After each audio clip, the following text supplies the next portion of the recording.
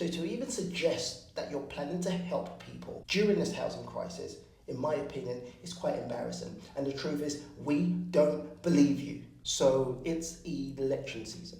So what does that mean? It means it's the time of the year when the political parties are going to be whispering sweet nothings into your ears, spreading lies, trying to woo you over with dead flowers and terrible incentives and promises that they never plan to achieve. But let's give them a fair shot and let's understand where and what each political party is promising when it comes down to housing in the coming election. Forgive me, you might be watching this video after the election, and I put my hands up, that's a mistake from my side. But I think it would still make a credible video to understand policies, promises, lies, incentives. So in this video, we're going to discuss what their positions are with regards to housing in the UK. Let's go. So if you're a first-time buyer, if you're a renter, if you're an investor, this video is probably going to be interesting to you. So let me know your thoughts in the comment section below. So let's start with the Conservative Party, our current elected leaders. And they've set some pretty ambitious goals to tackle the housing crisis. This is a party that's been in power for the last decade. And in all reality, they should be burying their head in the sand instead of popping up and saying, we're going to help the housing crisis. No, you've played a major part in this housing crisis. So to even suggest that you're planning to help people during this housing crisis, in my opinion, is quite embarrassing. And the truth is, we don't believe you. I'm going to try my best to stay unbiased, but the truth is, I don't believe them. They've had ample time to show us their true colours, and they have failed over and over again. So they aim to build around 300,000 new homes every single year. Now, in all seriousness, where on earth are these hidden cameras? Come on, I'm expecting Ashton Kutcher to pop up at any time and say, TJ, you believe them, you're on punked, you've been punked. Because they must be punking the British public. We've seen their antics, we've seen the way they've behaved over the last decade. And the truth is this, history is an indication of the future promises. If you have failed us over and over and over again, how on earth are we supposed to believe you that you have our best interests at heart if we vote for you in the coming elections? The reality is, since taking office in 2010, the Conservative government have struggled to meet their very ambitious, always ambitious, housing targets. Their goal is to build 300,000 new properties, new homes every single year, and they were supposed to hit this by 2020. In fact, let me give you some stats because this might sway you a little bit.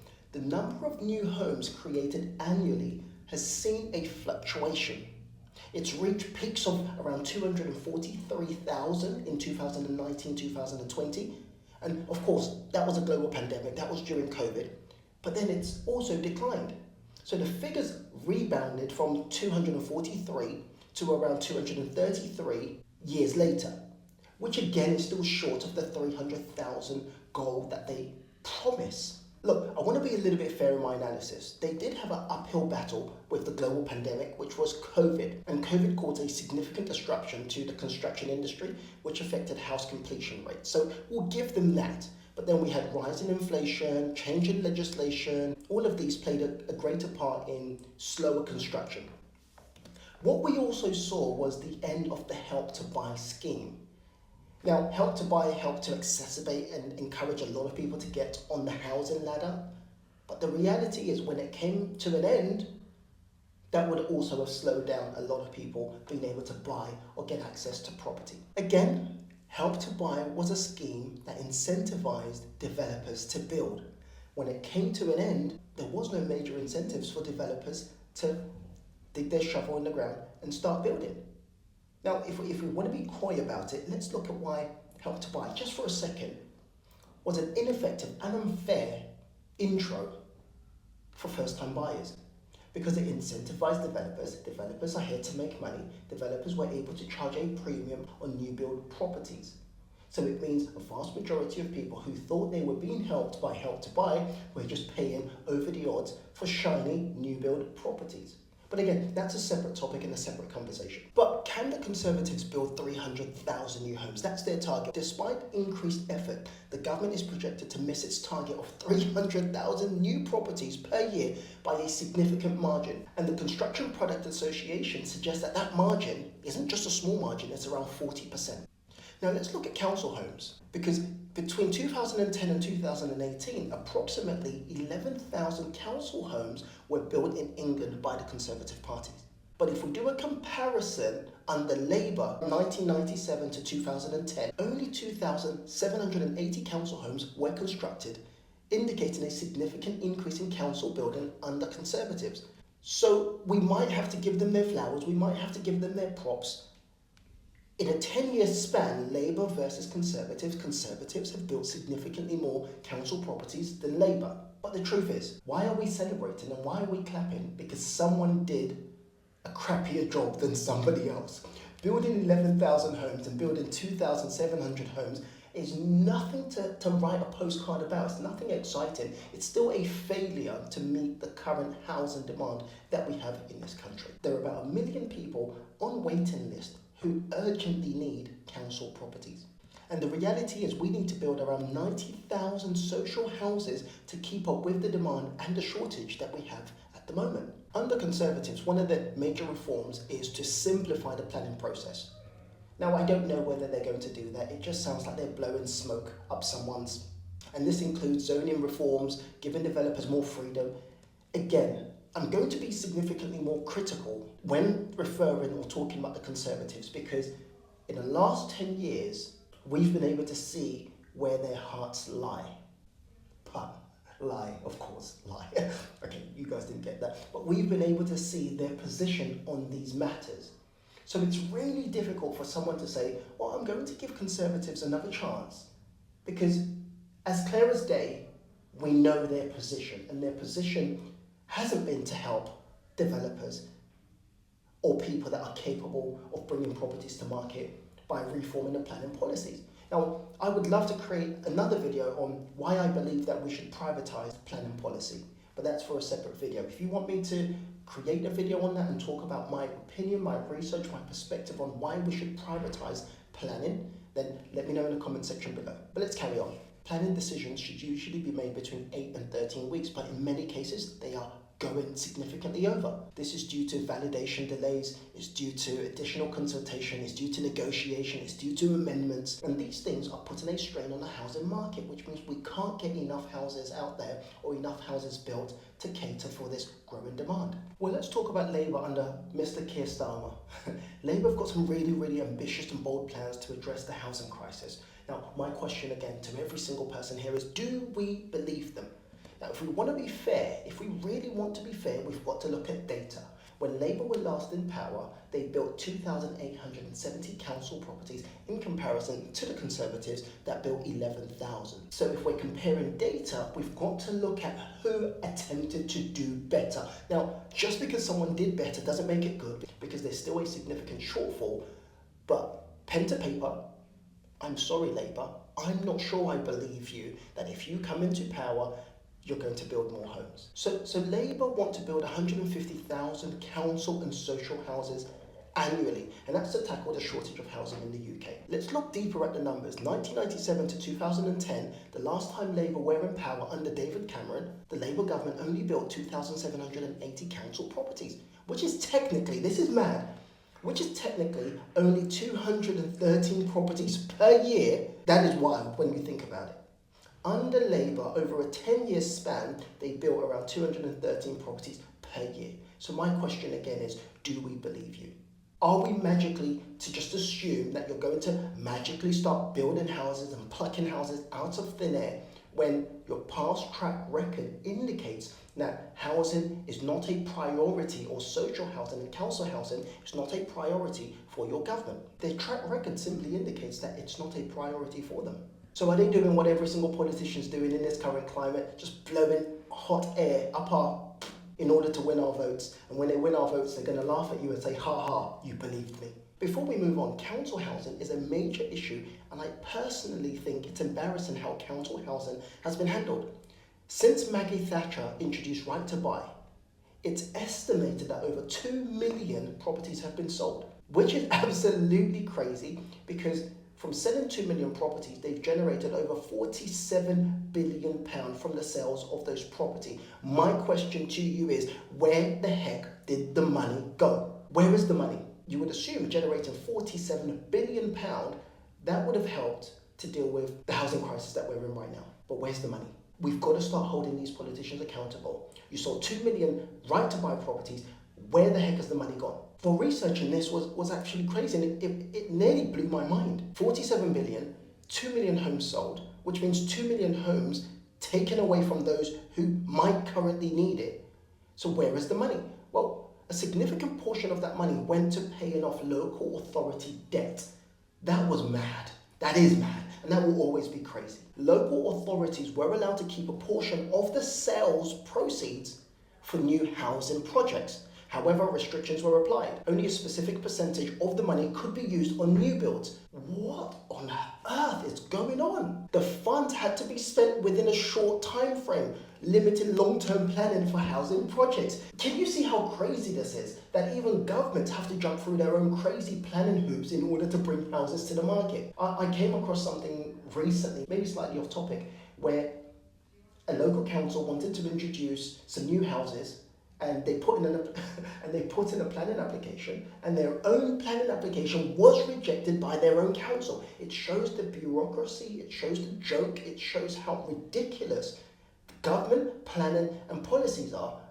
And this is why we're in a housing crisis. But let's look at Labour's position on rent control. Now, rent control is a really interesting topic, and I think it will appeal to a significant proportion of Londoners and people in major cities. So people trying to get on the property ladder, first-time buyers, tenants. So I can see the appeal of Labour going down that route, because you're going to win over the hearts and mind of the vast majority of London, for example. If people are paying 40, 50, in some cases 60% of their salary towards rent, I can see why rent caps and rent controls might be enticing. So I'm a landlord myself, so it's a rather contentious topic for me. But if you would like to hear my opinion on rent control and rent caps, and whether I think they will work, or whether I think they're unfair, or whether I think they will not work, let me know in the comment section, and I will churn out and put out some content for you. But let's continue. So guys, if you're getting some value from this video, make sure you smash the like button, make sure you comment below, and let me hear your thoughts in the comment section. So what is a rent cap? If we look at the closest thing we have under Labour, is a proposal by Mayor Sadiq Khan. It's a plan to limit renters' costs to around 30% of their income, because right now, according to many statistics, renters' costs amount to around 40% of their income. Now, Living Rent would calculate your rent based on what people in your neighbourhood typically earn. So if incomes are lower, then rent should be lower. For example, let's say Sarah is a teacher, she's taking home around £3,000 per month. I'm sure if a teacher watches this video, they're going to say, where on earth is Sarah taking home £3,000? But that's just an example. So let's say Sarah's a teacher, she's taking home around £3,000 per month. If living rent is applied in her area, it would be around 30% of the £3,000 income, meaning the apartment that Sarah is renting, her rent should not be more than £900. Now again, I've said it, as a landlord, I think that's absolutely preposterous. It doesn't make any sense. It's not going to work, especially in an area like London, where mortgage prices are astronomical. Cost of holding and owning a property is ridiculously high. So I don't know where Sarah is going to get rent of £900 in London. But again, it's worth a conversation. As I mentioned before, if you want to hear my opinions, my thoughts, my philosophies on rent caps, rent controls, let me know in the comment section, and I will put together something for you. Labour want to prioritise the development of brownfield sites to protect green spaces still, while still providing new housing. Again, that's something everyone is promising. They also talk about longer tenancies, which is promoting secure tenancies of at least 3 years to provide stability for renters. Now, that's something I can get behind, because if someone's renting a property, they're building a community, they've got their workplace nearby, they've built up a system, they've built up a routine in that area, it's unfair, and it probably feels a little bit anxious to know that a landlord can just evict you from the property at any time. So again, that's definitely something I think will be fair to both parties. As a landlord, if I get someone that wants to rent my property for 3 years, I would have no problem with that at all. Now with Labour, they're talking about landlord licensing, expanding the current landlord licensing scheme to ensure all rental properties meet a minimum standard of safety and quality. Of course, this has been conversation for quite some time. They want to implement stricter energy efficiency standards for rental properties to reduce tenant energy bills and environmental impact. Now, I don't think that's a bad thing. I just think the way they've gone about it makes no sense. If you're going to penalise or encourage every single landlord to increase the energy efficiency of every single property that they own, it's going to cost the average landlord around £6,000 to £10,000 to bring that property up to that standard, which will then save the tenant about £100 per year. Let's say £10 per month, even if it's £15 or £20 per month, which is £100 to £240 per year. Now, I understand it, that's a significant proportion of a tenant's income, and that burden shouldn't be on them. But to suggest that a landlord has to spend £6,000 to £10,000 to save somebody £240 makes no sense.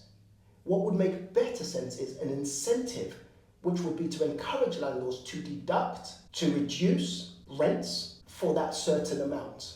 Because where on earth is the average landlord supposed to find an additional £6,000 to retrofit or to improve the energy efficiency? And the reality is the vast majority of properties will still not hit that minimum efficiency threshold, and then there are going to be penalties. So what's going to happen is a lot of landlords will sell up. But again, happy to have a conversation on that. Now, Labour are really, really big when it comes down to tenancy rights. They've said they want to strengthen protection for renters in key areas, including longer tenancies and a ban on no-fault evictions. Hey guys, if you're getting value from this video, make sure you like, comment and subscribe. Look forward to hearing your opinions in the comment section below. So let's talk about the Green Party. The Green Party focuses heavily on sustainability and social justice rather than potentially lining up their own pockets and their friends' pockets. So their social housing policies are really simple in comparison to the other parties who are maybe overcomplicating it in order to win your votes. So let's talk about what some of their policies are or how they aim to tackle the housing crisis in the UK. So number one, they want to introduce green homes. So they want to ensure that new homes are zero carbon by 2025. They want to focus on social and affordable housing, so a large investment in social housing and community-led housing projects. Now again, my question is, how on earth will they afford this? This is often the conversation that people don't have. There are so many promises being made. Now there's one specific party that we're going to talk about that's throwing all sorts of promises, but the reality is, where on earth is the money going to come from? I haven't heard a specific party actually address the money's going to come from this place and this place and this place and it's going to go into housing. It just seems like money gets plopped out of thin air, and the reality is that money comes from your taxes. So you've got to be super careful who you are voting for, because if they're making these ridiculous statements, can they back it up? And where will they get the money to back it up? That should play a part in who you vote for. So the Greens naturally want to introduce rent controls and tenant rights, very big on rent controls and tenant rights. Strong protection for renters, including rent control and longer tenancies. Now again, I've given some part of my opinion on rent control. I don't believe rent control will work, but again, if you want to hear my perspective on rent control and why it doesn't work and provide some evidence as to why it wouldn't work, comment below and let's have a discussion. They want to empower local authorities to build more council properties, providing them with the necessary funds, again, necessary funds to remove barriers to construction. Now again, as a property developer, property investor myself, if we're going to talk about building homes and hitting housing targets, any party that's not talking about involving the private sector and private developers has no clue what they're talking about. Unless you are sitting down, having conversations, figuring out how private developers can help us hit this housing target and beat this housing crisis, then nothing's going to get done. It's just going to be words. So I want you to be very, very cautious when you are listening to a party that's promising the world. They're not making emphasis on working with private developers to hit those targets. Then just note that they're not going to do it. They're just not going to do it. So the Green Party are also committed to ending homelessness through a housing first approach.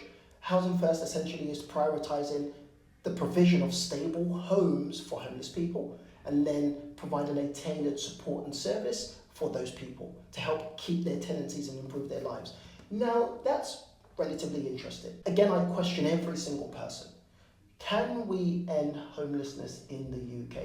Well, yes. Why is no political party attempted to? Now, we're hearing Labour spew, we're going to end homelessness, we're going to end homelessness. No, you're not. You're absolutely not, because it's not a priority for you, and it's not a priority for any of these parties. But of course, they know that they've got to mention it in their manifestos and in their promises. So again, that's something I would definitely take with a pinch of salt. So let's look at the Lib Dems. Lib Dems, when it comes down to building new homes, they want to build around 300,000 new properties every single year, with a significant proportion of that being affordable housing. When it comes down to renters, they want to introduce rent control, just like the Greens, just like Labour. So if you are anti-rent control, then you kind of need to know that your only option at this moment is the Conservatives. But if you're for rent control, then you need to look at Lib Dems, the Greens, and the Labour Party. Lib Dems want to introduce longer-term tenancies. They want to expand the rent-to-own scheme. When it comes down to sustainable housing, they want to ensure every new home is zero carbon by 2025, and they want to retrofit existing homes. So let's address something. Let's talk about maybe one of the most contentious contenders in this race. Now, a lot of people didn't bargain or didn't factor this man and his party in this race, but he's definitely come like a ball in a china shop, and he's rocking down the place. So we have to consider him as a viable candidate in this race. So let's look at what Nigel Farage and Reform are promising with regards to housing. Now, as I did mention, I'm going to try my best to be unbiased, but my facial expressions might tell a different story. So I will try my best. So when it comes down to Reform under Nigel Farage,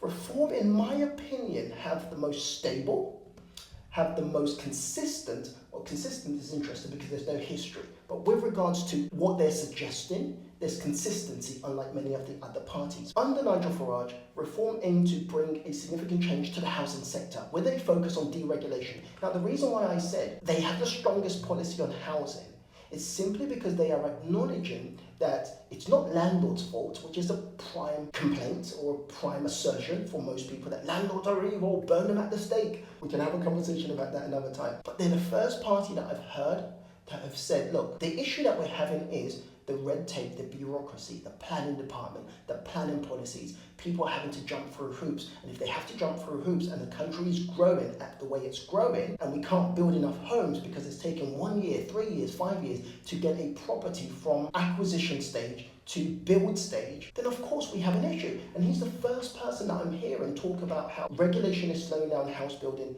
in the UK. So let's talk about some of their key points. So Reform UK are advocating for removing and reducing the red tape in the planning policy to speed up the construction of new homes. Again, and that's why I use the word consistency. They're simply indicating that, look, we can build these houses, we know who can build these houses, we can hit this target, we just need to remove that one person, that one system, that one thing, government, planning policy, out of the way and let us do our jobs. They want to increase housing supply, and they want to focus by increasing housing supply by making it easier for private developers to build. Again, emphasis, I'm not voting for Reform. As much as I believe that housing plays a significant part in determining who you should vote for, Reform's policies on paper are absolutely the best policies if you want house building to move in the UK. If you want house building to take off in the UK, it's got to be through Reform. So what they've simply said here is, look, we're accepting, we're putting our hands up. We need private developers to build. So let's remove the bottleneck. Let's remove the issues. Let's remove the contenders that are stopping private developers from building. Now, again, I want to throw in some very interesting stats. There are about 8.6 million renters in the UK, and private investors are providing accommodation for about 4.4 million. So again, it's indicative that this housing market is propped up by the private individual who risk their own capital. And Reform and Nigel Farage are simply saying that, hey, let's put some power back in their hands, let them do what they do. We know they're doing it for profit, therefore they're going to get it done, unlike councils. So when it comes down to home ownership, Reform support home ownership through specific schemes like a more improved version of Help to Buy. And one key thing, which I mentioned about consistency with what they're saying, is they want to encourage private sector investment, encouraging private sector investment in housing to take over to help meet the demand. They want to introduce local control over housing decisions to better reflect the needs of the community. So on paper, in fact, you know my opinion on this. I would love to hear your opinion. Which of these political parties got your attention based on their policies and their manifesto on housing? Guys, if you got some value from this video, make sure you smash that like button. I'd love to hear your comments below, and make sure you hit that notification bell